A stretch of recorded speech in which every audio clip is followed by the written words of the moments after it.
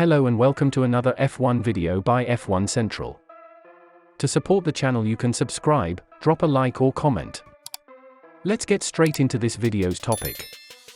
What are the major rule changes for 2023? In 2022, we were treated to a brand new whole host of regulations that shuffled the whole pack up once again. These were the biggest since the start of the turbo hybrid era in 2014, which brought us Mercedes dominance for many years, as you probably know. So the intention of these regulations was to bring closer racing to the grid and allow more overtaking and a closer field in general. Of course, this did not happen at the sharp end, but for sure there was a closer midfield this year with more overtakes than usual. But with new regulations, come issues that have to be fixed, and there have been some slight changes for the 2023 cars today. We are going to take a quick dive into what these changes are. Let's get into it. One pretty boring but useful change that will come to the 2023 cars is a bigger mirror that will allow the drivers to see more behind them. With the brand new massive tires, it becomes a lot harder for drivers to see anyone behind them, and this results in more crashes. Of course, this is for the safety of the sport, as it allows drivers to see their blind spots, and is something that will be welcomed by everyone in 2023.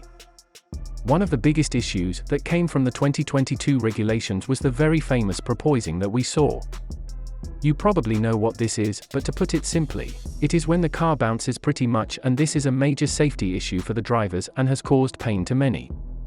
To solve this issue, you have to raise your floor height by 15 mm to stop the bouncing, but this does not come without a lot of controversy from certain F1 teams. One of these, in particular, is Red Bull, who have had no porpoising, and they believe that they should not be punished by raising the car and taking less downforce off the car.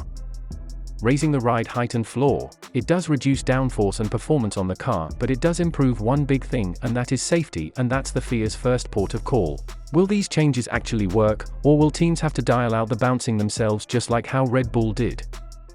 That is something the teams will have to find out come lights out on the Sunday in Bahrain.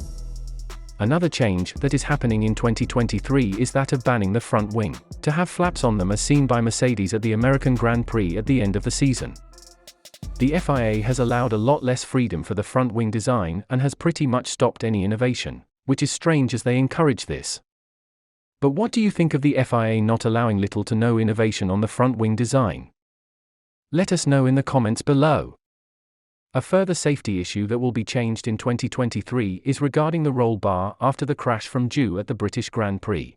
The roll bar is there so when the car does flip, it does not risk the driver in the cockpit. However, in this instance it failed, and this is the first time that this has happened.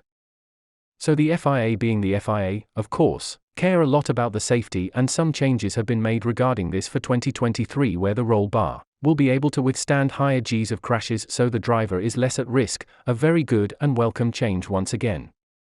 A minor change to the minimum weight of the car will come into place, which may be hard for some teams. Even though most teams had very heavy cars in 2022, especially Red Bull, who struggled with having a very heavy car, which hurt their performance at the start of the 2022 season.